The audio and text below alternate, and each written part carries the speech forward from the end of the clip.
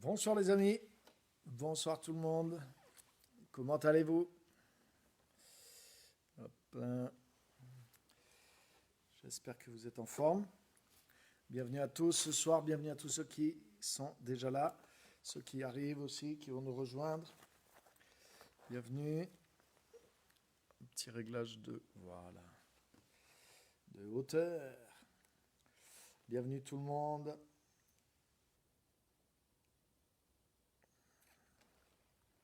Bienvenue à tous dans cette série. Bonsoir, Clarisse, Pasteur Simone, Geneviève, Pascal, Chantal. Bienvenue à tous ceux qui sont déjà là. Super, ça fait plaisir de vous voir et de vous revoir et de vous retrouver sur le direct. N'hésitez pas à partager le direct. Voilà. Bonsoir à tout le monde. Bienvenue à tous ceux qui nous rejoignent.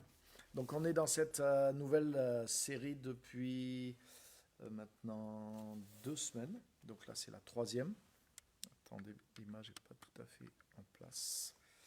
Donc on est sur ce thème, comment être conduit par le Saint-Esprit. Et on va continuer comment vivre, voilà, conduit par le Saint-Esprit. Et on va continuer sur ce thème ce soir, bien entendu, avec l'épisode numéro 3. Voilà, je règle ma caméra un petit peu mieux. Et on va commencer paisiblement. Voilà, super. C'est pas mal. Ok.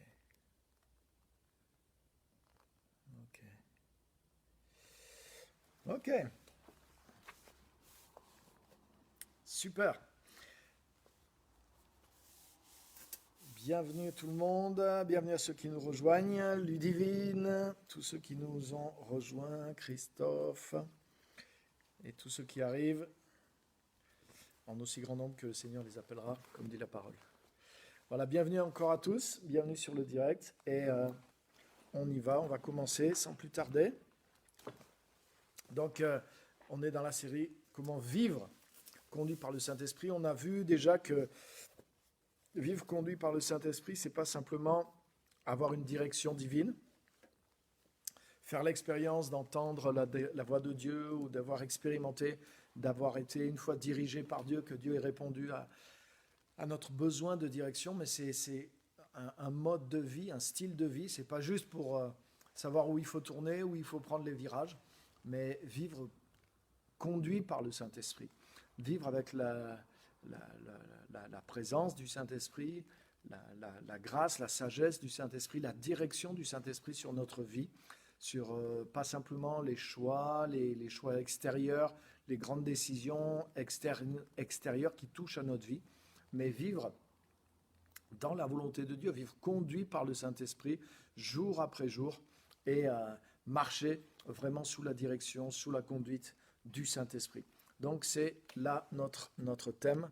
Et ce soir, je voudrais voir quelque chose de tout à fait spécial, alors qui n'est pas évident un peu à présenter, parce qu'il y a un côté, vous allez voir dans la formulation, mais c'est dans la Bible aussi. Mais vous allez comprendre au fur et à mesure le sérieux de cet épisode qu'on va avoir ce soir. Donc on va lire un premier texte ensemble dans l'Exode, dans le livre de l'Exode au chapitre 32. Exode chapitre 32.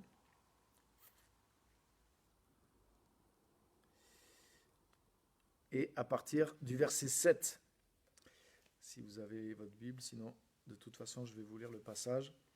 Exode chapitre 32. Et à partir du verset 7. Voilà.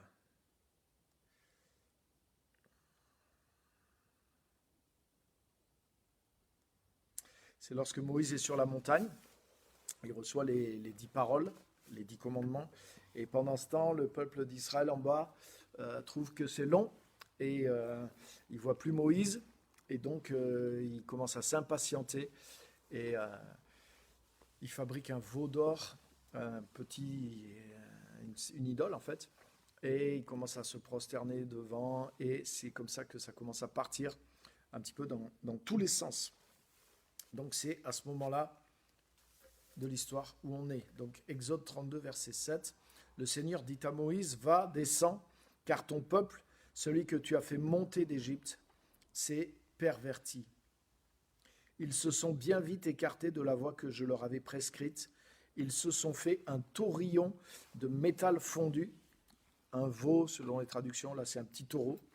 Ils se sont prosternés devant lui, ils lui ont offert des sacrifices, et ils ont dit, voici tes dieux Israël, ceux qui t'ont fait monter d'Égypte. Le Seigneur dit à Moïse, je vois que ce peuple est un peuple rétif.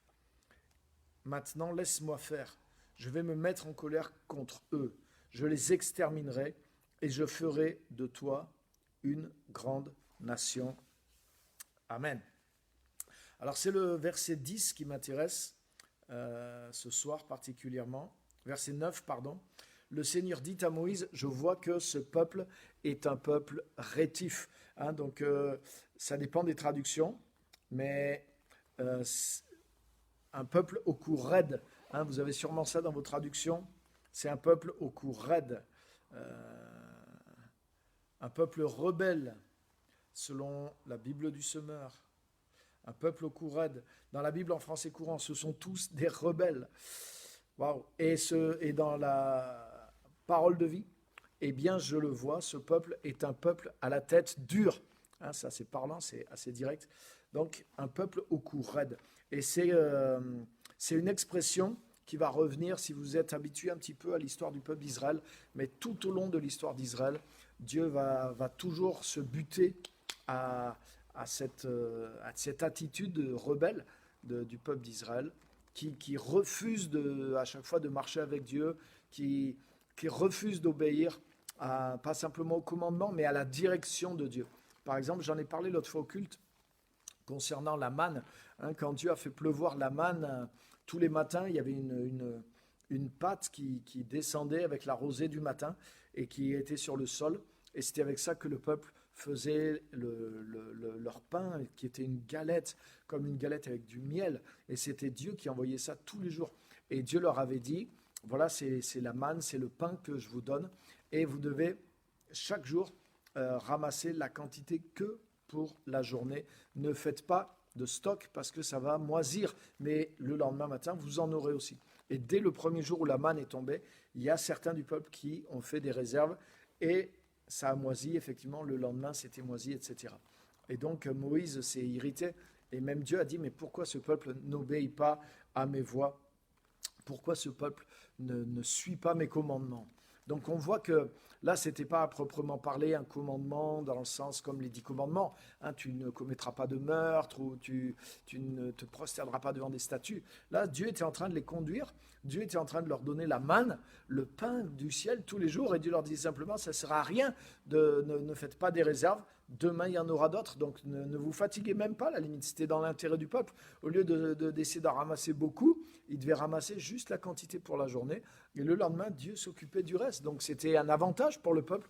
Mais malgré ça, il y en a qui ont refusé finalement de croire, de se laisser conduire, de suivre les instructions. Et vous voyez, et c'est toute cette attitude-là qui est revenue sans cesse en Israël et qui a valu ce titre un peu, cette expression qui revient tout le temps dans la bouche de Dieu. C'est un peuple au cou raide. C'est-à-dire c'est un peuple qui n'écoute pas, un peuple rétif, un peuple qui rechigne, un peuple qui ne se laisse pas conduire par moi. Et c'était pour leur bien, Dieu les conduisait pour leur bien, Dieu leur faisait du bien, Dieu les dirigeait vers la terre promise, Dieu leur donnait la manne, Dieu leur donnait du repos, Dieu leur donnait des instructions qui étaient bonnes pour eux. Mais malgré ça, le peuple résistait, le peuple cherchait toujours une autre solution, voulait faire autre chose que ce que Dieu lui conseillait. Voilà, et c'est cette attitude-là que le Seigneur a repris. Donc là, dans le passage, ça s'est bien terminé parce que Moïse a plaidé pour le peuple et puis Dieu a pardonné et les choses sont rentrées dans l'ordre. Mais en tout cas, il y a cette expression qui est là, et je vois que ce peuple est un peuple au cou raide. Je vois que ce peuple est un peuple rétif. Et regardez encore un petit peu plus loin, toujours dans l'Exode au chapitre 33 cette fois. Regardez avec moi, chapitre 33 et au verset 1er.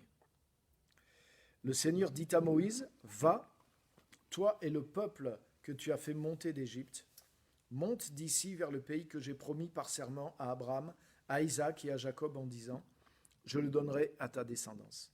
J'enverrai devant toi un messager et je chasserai les Cananéens, les Amorites, les Hittites, les Périsites, les Hivites et les Jébusites dans ce pays ruisselant de lait et de miel.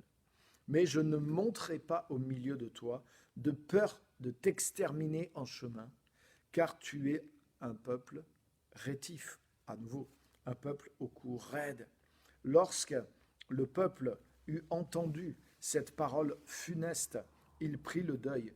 Personne ne mit ses ornements. Le Seigneur dit à Moïse, dis aux Israélites, vous êtes un peuple rétif, vous êtes un peuple au cou raide. Si je montais un seul instant au milieu de toi, je t'exterminerai. Débarrasse-toi maintenant de tes ornements et je verrai ce que je vais te faire. Ainsi les Israélites se dépouillèrent de leurs ornements à partir du mont Horeb. Donc suite à la désobéissance et au veau d'or, Dieu a dit, ok, je vais vous conduire au pays de Canaan, je suis prêt à pardonner à ce peuple, mais ce n'est pas moi qui vais marcher avec vous, c'est mon ange qui ira devant. Mais moi-même, je ne viendrai pas parce que ce peuple est un peuple au cou raide. Et du coup, il va enflammer ma colère. Et si je reste au milieu d'eux, je risque de les exterminer. Donc, waouh, c'était tendu. Et qu'est-ce que ça veut dire? Ça veut dire que cette attitude du peuple d'Israël, finalement, a éloigné la présence de Dieu du milieu d'eux. Et malgré que Dieu continuait à les conduire, à les bénir, à les amener vers la terre promise, mais Dieu en personne avait choisi, à ce moment-là en tout cas, de plus marcher au milieu d'eux parce qu'ils étaient un peuple au cou raide. Et ça veut dire quelque chose, ça veut dire que pour que Dieu puisse nous conduire, parce que c'est ça notre thème aujourd'hui, pour que Dieu puisse nous conduire, pour qu'on puisse vivre une vie vraiment conduite par le Saint-Esprit, mais il faut qu'on ait cette docilité. Il faut qu'on ait cette docilité avec Dieu. Et c'est là que je vais arriver au cœur de mon message et de mon titre que je n'ai pas dit au début, justement parce qu'il y a un côté un petit peu, peut-être qui peut paraître difficile, mais le titre de mon message aujourd'hui, c'est que Dieu nous dirige par son joug. Dieu nous dirige par son joug. Et c'est exactement l'image qui est là. Quand il dit au peuple d'Israël, tu es rétif, tu es un peuple au cou raide, ça veut dire que l'image, c'est ça, c'est l'image excusez-moi l'expression, elle est pas péjorative parce que Dieu nous aime, Dieu est bon pour nous, mais c'est l'image d'un agriculteur qui veut mettre le licol sur son cheval de trait ou sur son bœuf ou sur son animal pour pouvoir conduire ou pour pouvoir labourer ou pour pouvoir tirer quelque chose. Et il lui mais l'animal est un animal rétif, c'est un animal au cou raide. Donc il refuse le joug en fait. Il refuse le joug et à cause de ça, il ne peut pas être dirigé là où son maître désire le diriger. Donc c'est vrai que l'image a ses limites. C'est vrai que quand on dirige des animaux de trait ou des bœufs pour labourer, voilà, c'est pas dans leur intérêt, c'est dans le nôtre. Mais Dieu, lui, par contre, nous dirige, nous, non pas dans son intérêt, mais il nous dirige dans notre intérêt. L'Éternel est mon berger, je ne manquerai de rien. Il me dirige près des eaux paisibles. Il me fait reposer dans de verts pâturages. Il me conduit dans les sentiers de la justice à cause de son nom. Jésus dit, je suis venu pour que mes brebis aient la vie et la vie en abondance. Mais une des manières fortes, et c'est ça que je voudrais vous montrer, et vous allez voir que ça fait une grande différence par rapport à ce que beaucoup comprennent et que beaucoup veulent aussi. Dieu nous conduit au travers de son joug. C'est-à-dire que Dieu veut mettre comme un joug sur nous, non pas dans un sens de nous écraser, de nous dominer, mais Dieu veut qu'on porte nous-mêmes le joug. Dieu veut qu'on porte nous-mêmes, qu'on choisisse de se charger nous-mêmes de son joug, et c'est comme ça qu'il va pouvoir nous conduire facilement et constamment. Et c'est quelque chose que, oui, parce que ça veut dire quelque part, je perds une certaine une certaine forme de liberté, c'est-à-dire l'indépendance en réalité. Parce que en devenant dépendant de Dieu, on devient réellement libre. Et ça, tout le monde ne le comprend pas. En devenant dépendant de Dieu, on devient réellement libre. Et en voulant être indépendant de Dieu et faire ce qu'on a envie, en réalité, on devient esclave de nos passions, de nos vices, de nos pensées, des autres, des circonstances, de toutes sortes de situations. Et quand on est devenu enfant de Dieu, on a bien compris ça. Mais maintenant, pour que Dieu puisse nous conduire, vous voyez que c'est quelque chose de différent. C'est pas juste simplement d'entendre sa voix. Par exemple, si quelqu'un n'a pas le joug du Seigneur, et on va voir qu'est-ce que ça représente, qu'est-ce que ça veut dire, mais s'il n'y a pas le joug du Seigneur, si je ne porte pas volontairement tous les jours le joug du Seigneur, mais je peux entendre de temps en temps une direction et faire un tour ou suivre à ce moment-là ce conseil, prendre une décision. Mais ce n'est pas du tout la même chose que quelqu'un qui porte le joug du Seigneur. Quelqu'un qui choisit le joug du Seigneur, il est attelé directement par le Seigneur. Donc c'est une manière de vivre. Ça veut dire, c'est aussi ce que Jésus nous dit. Il dit, si quelqu'un veut être mon disciple, qu'il se charge de sa croix chaque jour et qu'il me suive.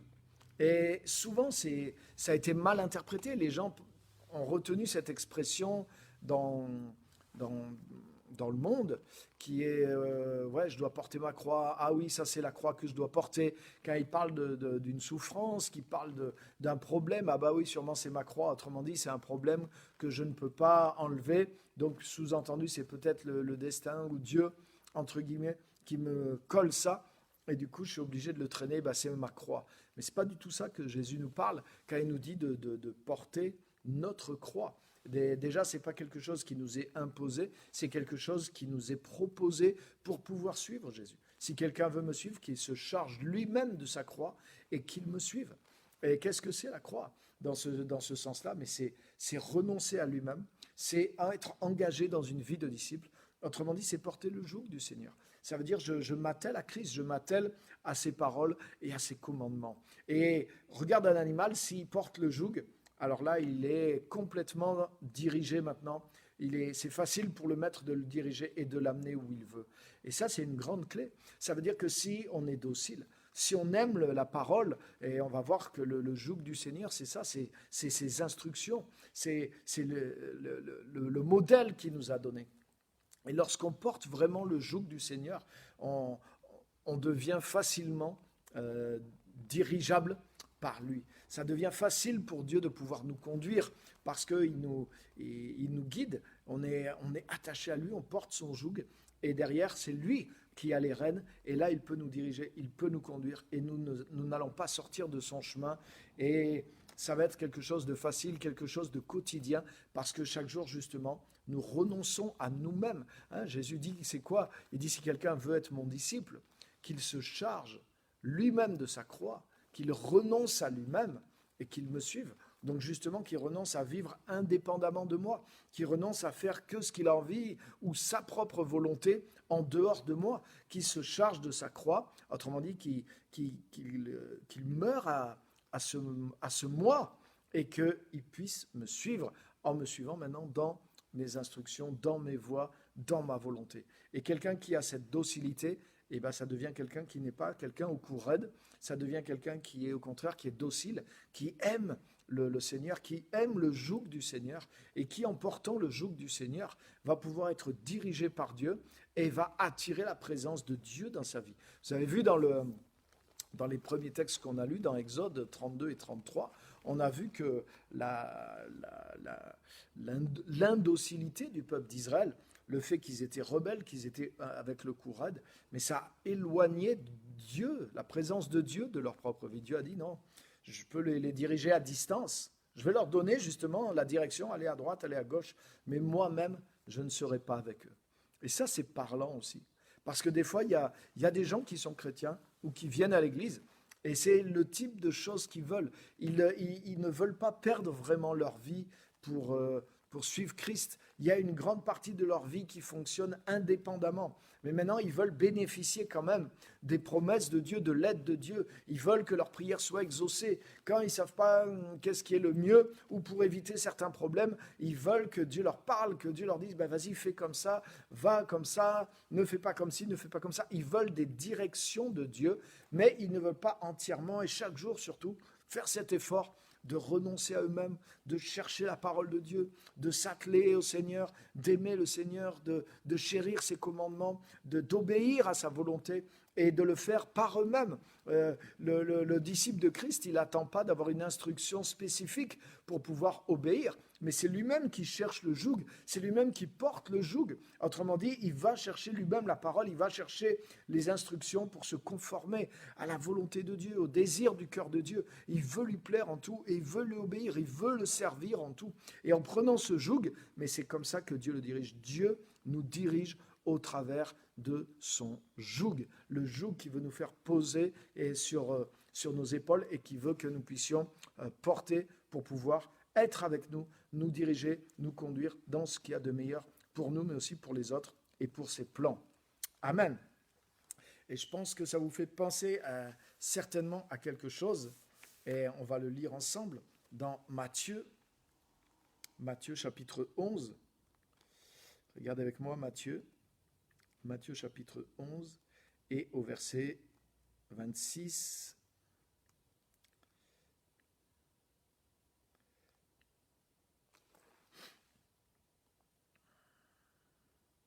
Matthieu chapitre 11.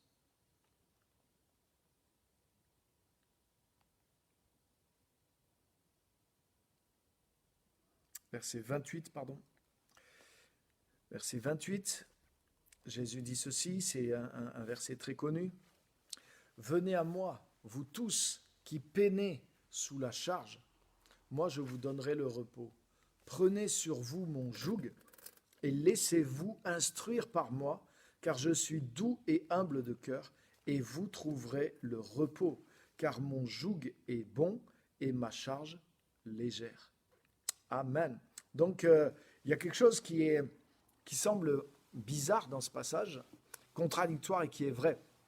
C'est que Jésus nous dit, venez à moi, vous tous qui peinez, vous tous qui, là c'est littéralement dit, qui peinez sous la charge. Autrement dit, voilà des gens qui ont un fardeau, voilà des gens qui sont chargés et qui n'en peuvent plus d'avancer. Et Jésus leur dit quoi? Il leur dit, prenez sur vous mon joug. Donc, waouh! Mais Jésus, qu'est-ce qu'il fait? Il leur donne du repos. Et ensuite, il dit maintenant, prenez mon joug sur vous et vous trouverez le repos pour votre âme. Pas juste du repos, mais le repos. Autrement dit, non seulement vous allez être déchargé déjà des fardeaux, des choses lourdes qui sont sur vous et qui vous empêchent d'avancer, mais en prenant mon joug, vous allez trouver le repos, car mon joug est doux et mon fardeau léger. Wow. Et là, il y a un secret. C'est le secret qu'il y a dans la vie avec le Seigneur.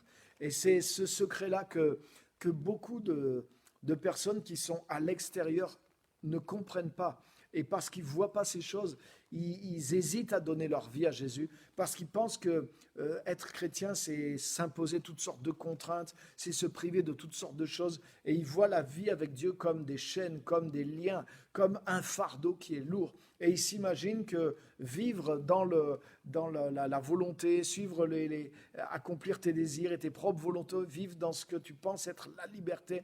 Et ils pensent que ça, c'est vivre sans poids, sans joug.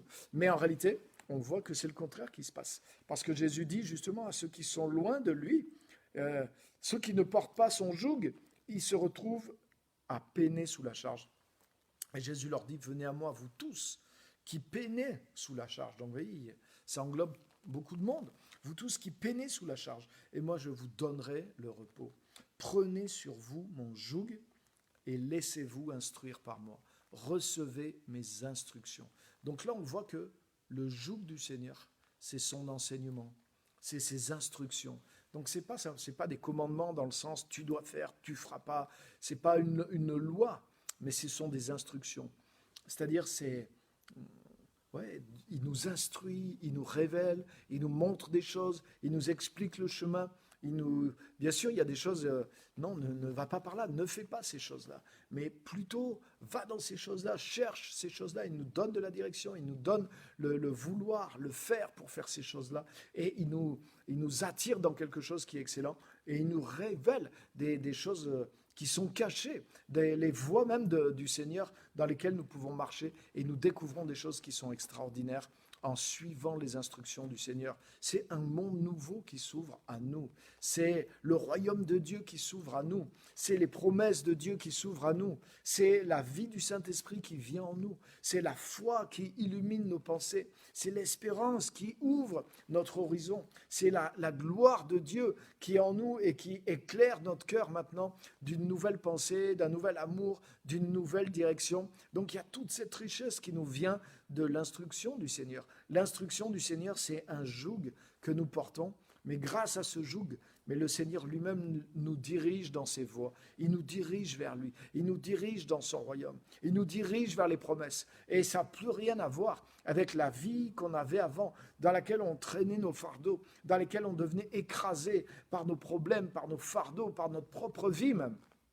Pas simplement les choses qui arrivent, qui viennent de l'extérieur, mais les choses même qui viennent de nous-mêmes et qui deviennent lourdes. Et nous n'arrivons pas et nous sommes écrasés par des fardeaux. Mais en venant à Christ, non seulement nous sommes déchargés de ces fardeaux-là, mais il veut nous amener plus loin et il nous demande de prendre son joug sur nos propres vies.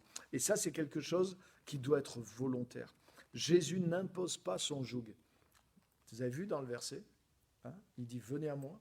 Et prenez, c'est à vous de le faire, prenez sur vous mon joug et laissez-vous instruire par moi, car je suis doux et humble de cœur et vous trouverez le repos.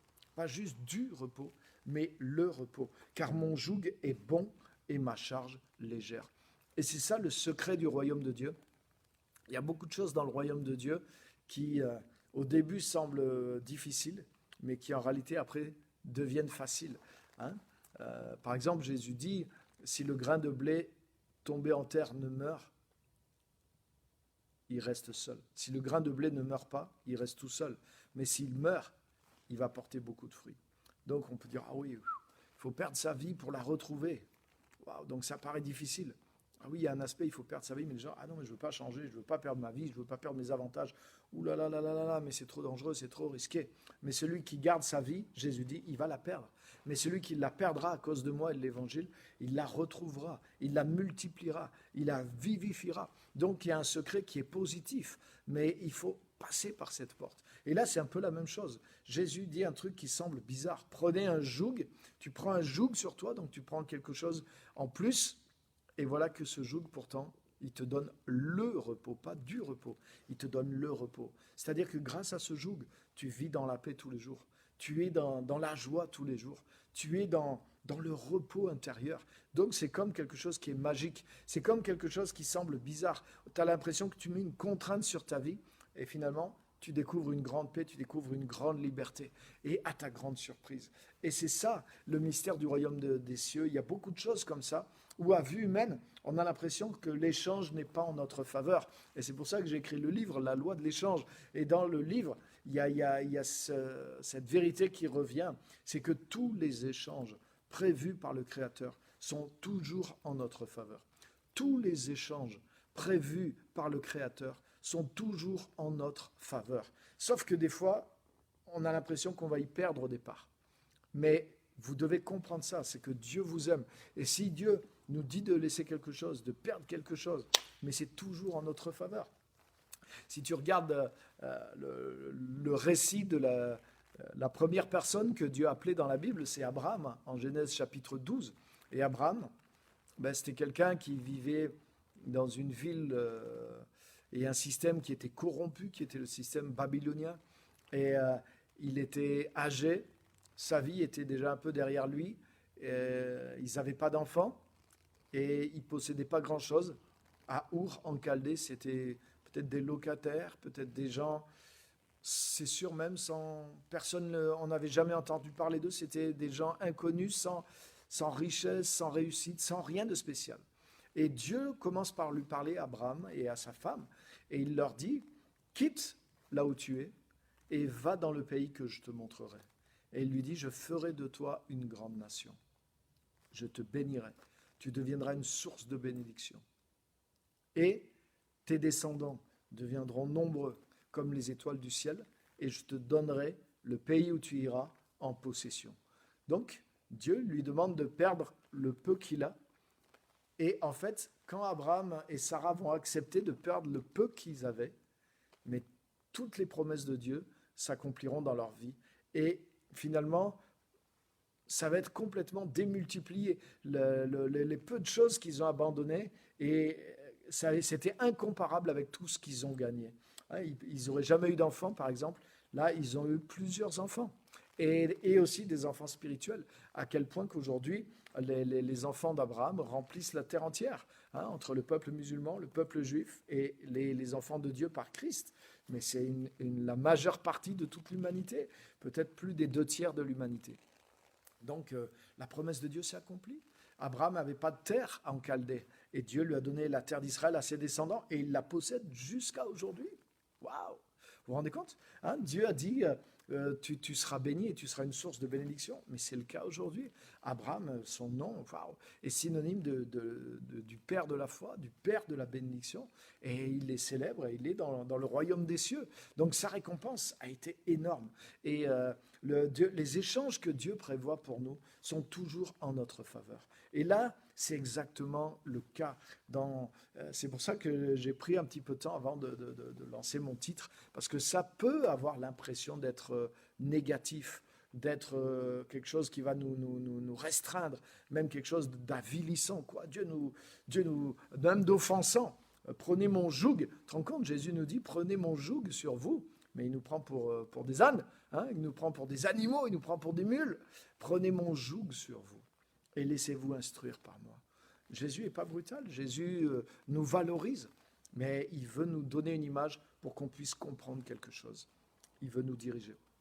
Et ce joug n'est pas, bien sûr, comparable au joug qui existe, parce que tu as vu, quand ce joug, tu acceptes de le porter, mais c'est là que tu trouves le repos pour ton âme, le vrai repos, la vraie paix, la vraie joie. Et c'est vrai.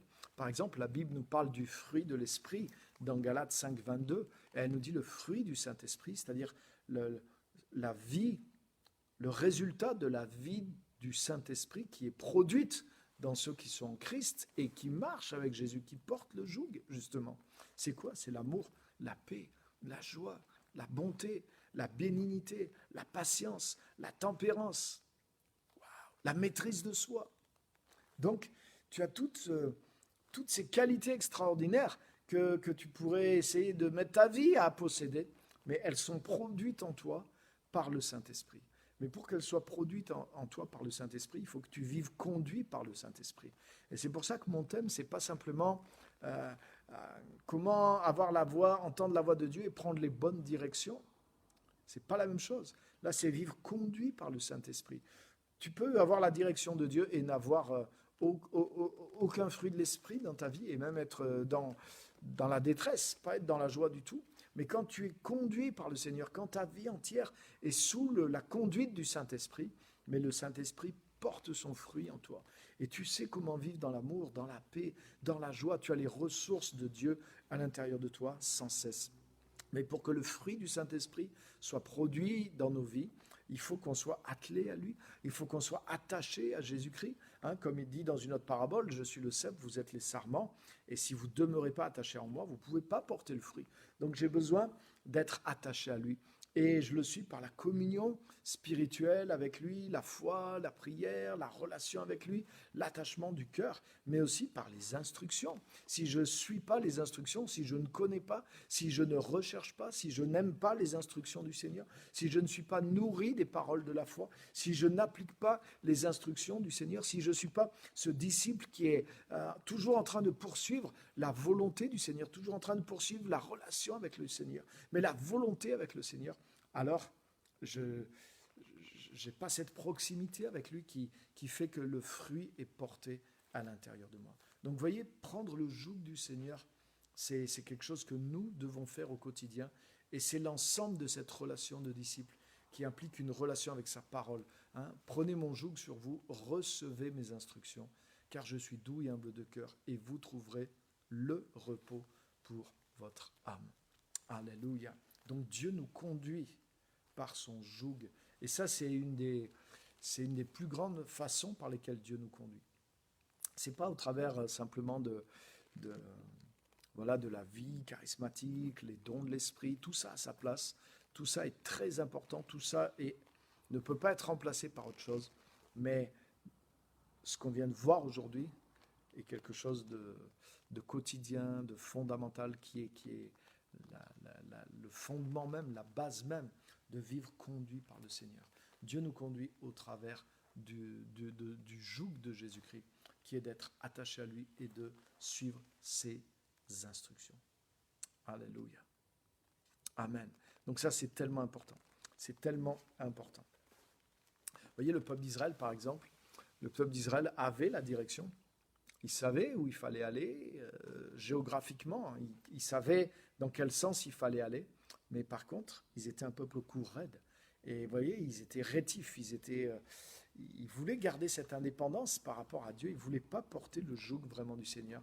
Ils n'avaient pas cette docilité. Ils n'avaient pas compris que Dieu les aimait. Ils n'avaient pas cet amour pour Dieu. Ils n'avaient pas cette capacité. Ils voulaient rester comme sauvages. Ils voulaient rester comme indépendants. Ils ne voulaient pas vraiment que Dieu les conduise. Ils ne voulaient pas rentrer dans cette marche quotidienne avec Dieu, dans cet amour quotidien, dans cette recherche quotidienne. Donc, ils voulaient bien bénéficier d'aller à tel endroit, que Dieu combatte pour eux, etc. Mais il y avait quelque chose dans leur cœur qui refusait de porter le joug du Seigneur. Donc, Dieu nous dirige par le joug lorsque nous voulons porter le joug parce qu'il ne l'impose pas. Jésus le dit, voilà, si vous venez à moi, je vous donnerai du repos, mais si vous portez mon joug sur vous, alors vous trouverez vous-même le repos. Et c'est vous qui allez désirer porter le joug, c'est vous qui allez désirer me connaître plus et être dans ma présence. Et c'est exactement ce qui se passe avec le Seigneur. Alléluia. Amen. Amen, amen, amen. Donc, je voudrais vous montrer un dernier passage aussi dans le psaume 2. Le psaume 2, à partir du verset 1er. Il est dit, « Pourquoi les nations s'agitent-elles? Pourquoi les peuples grondent-ils en vain? Les rois de la terre se postent, les princes se liguent ensemble contre le Seigneur et contre l'homme qui a reçu son onction. » Donc vous voyez, il parle de choses qui se sont passées dans l'histoire et de choses qui vont se produire aussi à la fin des temps. Hein, les rois de la terre, les princes de la terre. Donc ça parle des gens en autorité, mais ça parle aussi des puissances qui sont derrière. Hein, les masses, les peuples, les nations, les gouvernements. Pourquoi les peuples grondent-ils? Les nations s'agitent. Ils se liguent ensemble contre le Seigneur et contre l'homme qui a reçu son onction, c'est-à-dire contre le Messie, contre Jésus. Et qu'est-ce qu'ils disent? Brisons leurs liens, secouons leurs chaînes. Il rit, celui qui habite le ciel, le Seigneur se moque d'eux. Il leur parle dans sa colère, dans sa fureur, il les épouvante. C'est moi qui ai investi mon roi sur Sion, ma montagne sacrée. Je vais proclamer le décret du Seigneur. Il m'a dit, tu es mon fils, c'est moi qui t'ai engendré aujourd'hui. Demande-moi et je te donnerai les nations comme patrimoine, comme propriété les extrémités de la terre. Tu les paîtras, hein, tu les feras paître ou tu les briseras avec un sceptre de fer. Comme une poterie, tu les mettras en pièces. Waouh!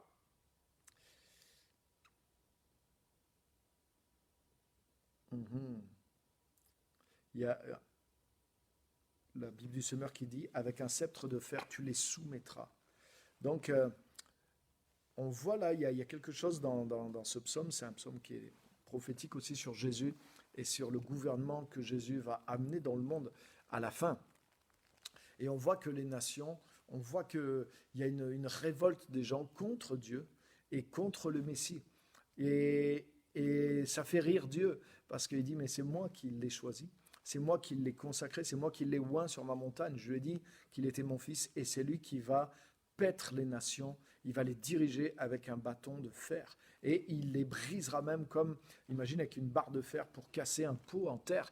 Il n'y a rien de plus facile. Donc ça veut dire que cet orgueil, ce refus de soumission que les nations ont, mais quand Christ reviendra, quand Dieu prendra le bâton du commandement et le remettra à Jésus, ça sera aussi facile pour Jésus que de briser, que pour quelqu'un de briser un pot en terre cuite avec une barre de fer. Même un enfant peut le faire, c'est facile, parce que l'autorité qui sera entre les mains du Seigneur et qui sera visible ce jour-là sera quelque chose de lourd et de puissant. Donc, ça servira à rien de résister. Mais tu as vu, au début, qu'est-ce qu'ils disent? Les nations grondent, les peuples s'élèvent contre le Seigneur, et qu'est-ce qu'ils disent? Brisons leurs liens, cassons leurs chaînes. C'est-à-dire que pour les gens des nations, c'est-à-dire ceux qui sont, on pourrait dire les païens, ceux qui sont rebelles à Dieu, ceux qui sont rebelles à Christ, mais ils pensent que Dieu veut leur mettre des liens sur eux, que Dieu veut leur mettre des chaînes sur eux. Et ils disent non, rejetons ces liens, brisons ces chaînes. Et c'est exactement ce qu'on voit qui se fait dans les nations. C'est qu'il y a un mouvement des nations aussi qui veut s'affranchir des règles de morale, qui veut s'affranchir des instructions du Seigneur, qui avaient pénétré les nations, qui avaient pénétré beaucoup de nations, occidentales par exemple, et d'autres aussi, hein, il y a plein sur le mariage, sur l'avortement, sur des choses comme ça, sur le couple, sur la fidélité, sur l'honnêteté. Et on voit qu'est-ce qui se passe? Mais il y a justement ce peuple qui est un peuple au cou raide et qui refuse le joug du Seigneur, qui refuse ses instructions. Et ils le voient comme des chaînes, ils le voient comme des liens. Et ils disent, rejetons ces chaînes, brisons ces liens. Autrement dit, on ne veut pas du tout que Dieu nous dirige, on ne veut pas des instructions du Seigneur, on veut faire ce qu'on veut. Et à la fin, c'est ce qu'annonce ce psaume aussi, ils vont se liguer ensemble pour aller contre Dieu carrément, contre le Messie, même quand Jésus va revenir. Et le Seigneur, il rigole, lui, dans le ciel, parce qu'il dit, c'est moi qui l'ai oint, ce Messie, sur ma montagne sainte, pas sur la terre. Je l'ai oint depuis les cieux. Et il a le bâton du commandement qui sera comme un bâton de fer par rapport à vous tous qui serez comme des vases d'argile. Donc, Dieu rigole déjà à l'avance parce qu'il sait la victoire qui est déjà remportée. Le royaume de Dieu est déjà vainqueur. Le bâton du gouvernement est déjà dans les mains de Jésus-Christ et il est aussi dans les nôtres pour faire de toutes les nations des disciples. Et nous devons utiliser cette autorité aussi, non pas pour briser, mais pour sauver et pour bénir jusqu'au retour de Jésus. Mais en tout cas, nous sommes du côté de celui qui a vaincu, qui a l'autorité. Comme il l'a dit, toute autorité m'a été donnée dans les cieux et sur la terre, mais un jour, il va le manifester même par la force. Ce joug qui est aujourd'hui simplement, qui est proposé, un jour ce joug va être manifesté. Mais aujourd'hui, les gens des nations, ceux qui sont... beaucoup pensent que le joug du Seigneur, vivre pour Christ, c'est comme des liens et c'est comme des chaînes.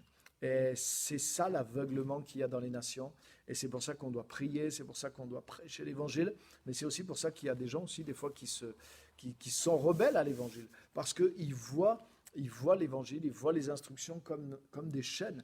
Ils le voient comme un joug qui veut les empêcher de faire ce qui n'est pas bon en réalité, mais qu'ils ont envie de faire. Et qui n'est pas bon ni pour les autres, ni pour eux, ni pour la gloire de Dieu, ni pour la terre. Mais ces mauvais désirs-là que beaucoup de gens veulent continuer de faire, ils veulent vivre au cou raide, ils veulent vivre indépendamment de Dieu et ils veulent accomplir leurs désirs et leurs pensées parce qu'ils pensent que c'est bon. Ils pensent que le joug du Seigneur, c'est des chaînes, c'est des liens, alors qu'on voit que celui qui découvre le joug du Seigneur, il découvre que c'est léger. En fait, il est plus léger en portant le joug du Seigneur qu'avant, en rejetant le joug du Seigneur, tu es obligé de porter toutes sortes de fardeaux et qui vont s'alourdir au fur et à mesure que tu avances dans la vie.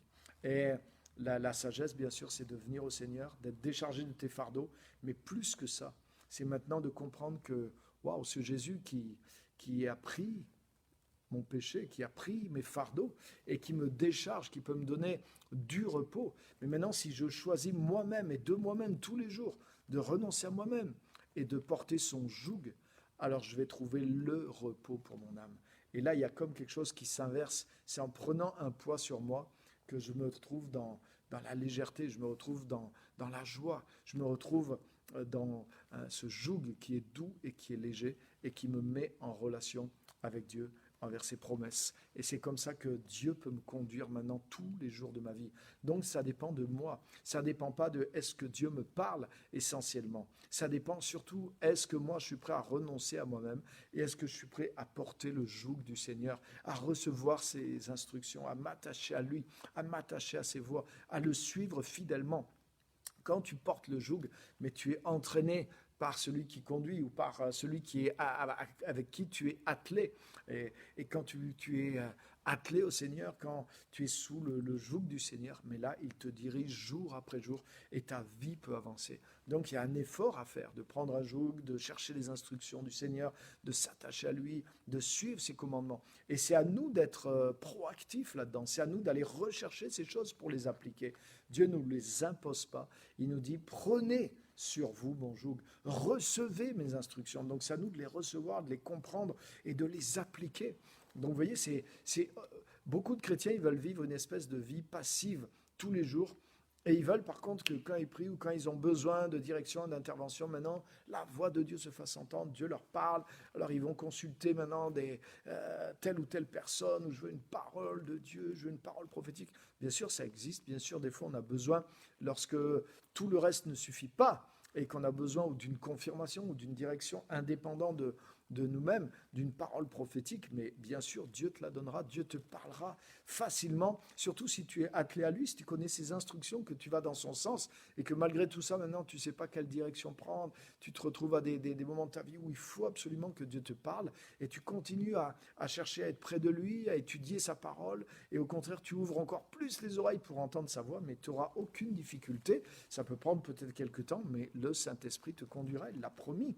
Mais par contre, parce que tu es déjà même conduit par lui, parce que tu portes son joug, et par contre, dans la vie de tous les jours, mais tu vis cette vie conduite par le Saint-Esprit, en harmonie avec le Saint-Esprit, mais parce que tu es toi-même proactif. Donc tu n'attends pas que Dieu te parle pour bouger, mais tu bouges toi-même tout le temps, parce que tu prends les instructions du Seigneur et tu les appliques. Donc tu portes le joug du Seigneur. Et c'est comme ça que Dieu te dirige d'une manière vivante, d'une manière puissante et spirituelle, parce que le joug, les instructions, la relation avec le Seigneur te relie avec le Seigneur lui-même qui est vivant, qui est ton berger et qui te dirige.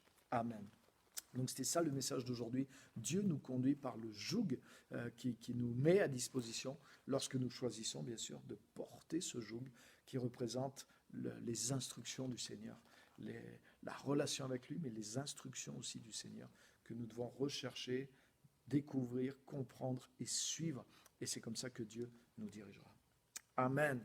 Donc je pense que, vous voyez, vous comprenez l'image. Hein, elle peut sembler un petit peu... je pense que là, j'espère que vous n'êtes pas offensés. Je ne pense pas que vous soyez offensés. Alléluia. Donc que Dieu vraiment vous encourage et vous inspire au travers de ce message. Est-ce que vous avez des remarques, des questions ou des commentaires? On arrive au terme.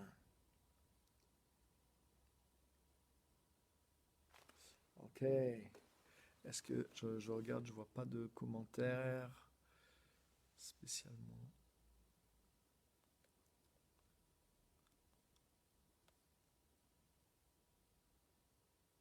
Ok.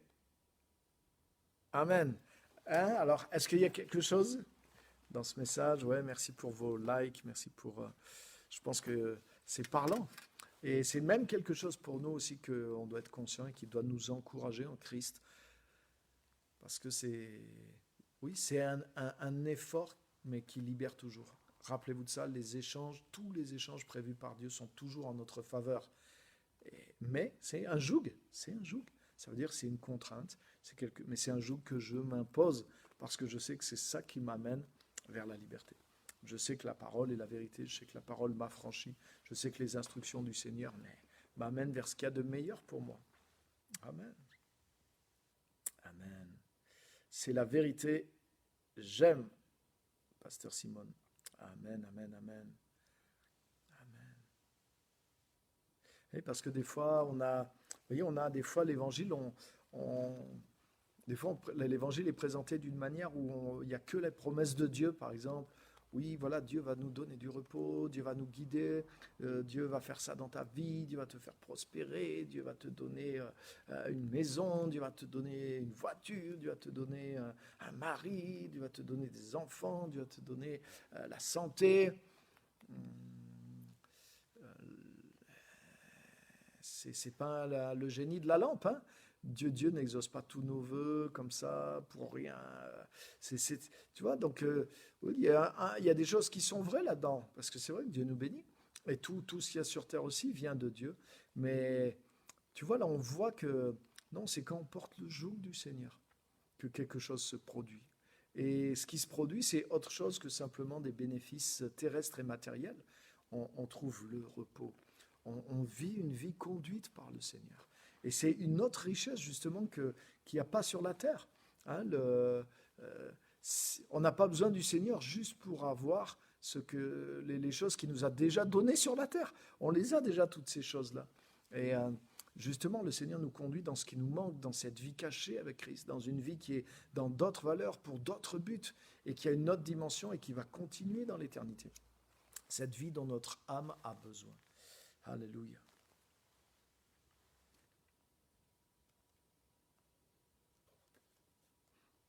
Amen.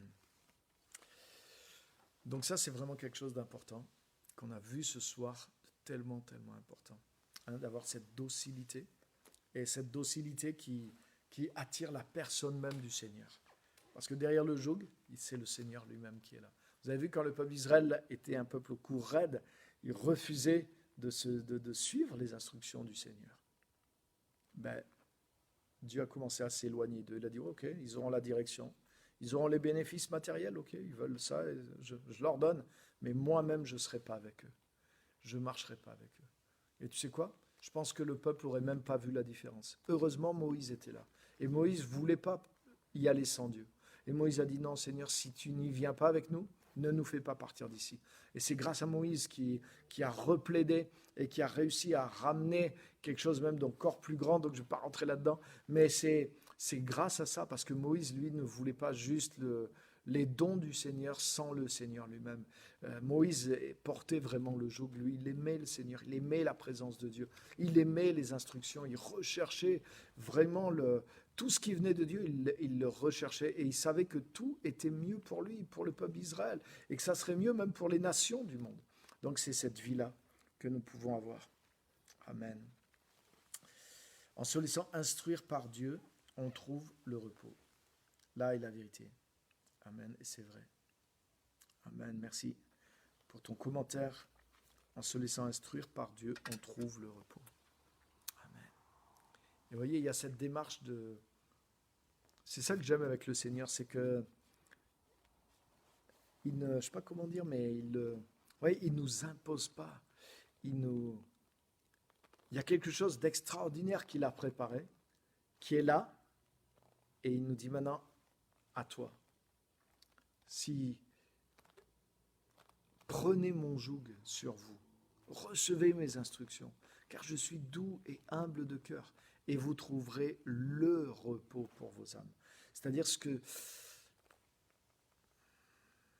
cette paix totale, ce bien-être au fond de toi-même, que tu ne peux pas trouver ailleurs, que même avec des années, même avec l'expérience, même avec des bonnes philosophies, tu ne peux pas trouver la même chose. Mais tu as vu, Jésus ne dit pas, ouais, je vais le balancer sur toi. Non. Il dit, voilà, pour ça, prends mon joug, c'est-à-dire reçois mes instructions, développe-toi dans mes voies, grandis en moi, apprends à me connaître, apprends à m'aimer. Mais il faut que ça vienne de toi, il faut que ça vienne de ton cœur, il faut que ça soit ton plaisir, il faut que ça soit ta passion. Et si tu te mets à rechercher ça, mais tu vas voir que si en pénétrant là-dedans, en perdant ta vie, en renonçant à toi-même pour vivre cette vie qui est cachée en moi, mais tu vas te découvrir toi-même et tu vas trouver le repos pour ton âme. Et tu vas voir que mon joug te donne le repos. Ce qui peut sembler être une contrainte, finalement, c'est la plus grande libération, la plus grande paix que tu peux avoir. Comme je le dis souvent, je termine avec ça, beaucoup de nos problèmes ils viennent de nous. Ils viennent de notre moi, ils viennent de nos réactions, ils viennent de la petitesse qu'il y a à l'intérieur de nous, de toutes ces choses, tous ces défauts qui sont en nous et avec lesquels on bousille notre propre vie. Par exemple, dans Romains 8, Paul dit ceci, il dit que la tendance du Saint-Esprit, de la vie de l'Esprit, c'est la vie et la paix. Mais que la tendance de la chair, c'est-à-dire de la nature humaine, justement, au cours raide, la nature humaine qui ne veut pas de Dieu.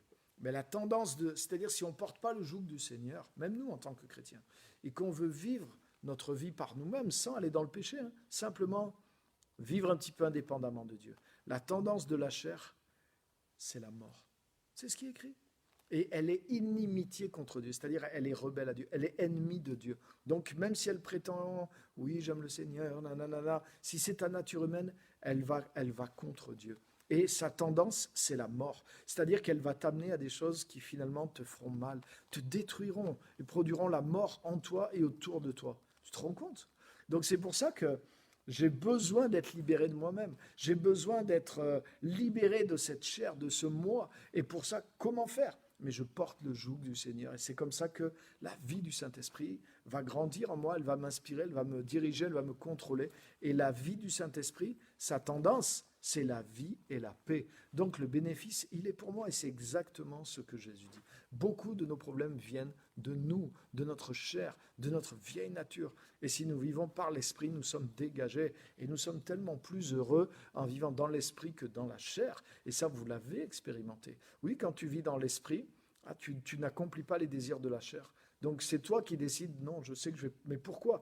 Parce que si tu suis ces désirs de la chair, ils produisent la mort et ils te détruisent. Donc oui, il y a des fois, il y a un plaisir immédiat, des fois, il y a un soulagement immédiat. Ah oui, j'ai envie de lui dire ces 4 vérités, j'ai envie de lui... Waouh, là, j'ai envie de faire ça, waouh, ça a l'air grisant, ça a l'air cool. Mais tu sais que c'est pas honnête, tu sais que c'est pas de Dieu.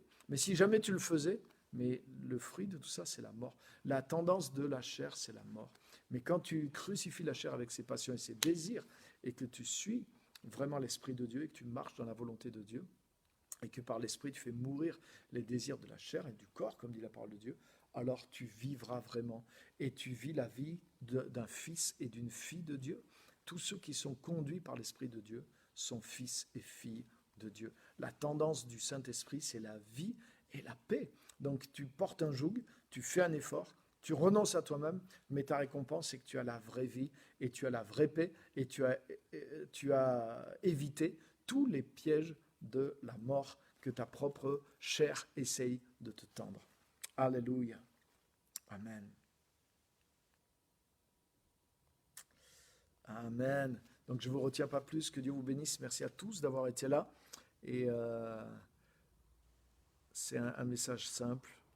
Dieu nous conduit par le joug. Lorsque nous le portons, parce qu'il ne nous l'impose pas. Et plus nous décidons de porter ce joug, plus Dieu peut nous conduire et plus il nous conduira vers des choses cachées, mais qu'il a préparées d'avance pour ceux qui l'aiment, pour chacun d'entre nous. Amen. Donc que Dieu vraiment vous encourage, que Dieu vous bénisse au travers de ce message. Donc à très bientôt. On se retrouve dimanche aussi pour les cultes à Saint-Éloi-les-Mines, à Clermont-Ferrand, à 10h. Donc venez nombreux. Il y a la paix, il y a la sécurité et on grandit ensemble dans le Seigneur. Que Dieu vous bénisse. À très bientôt. Merci à tous d'avoir été là.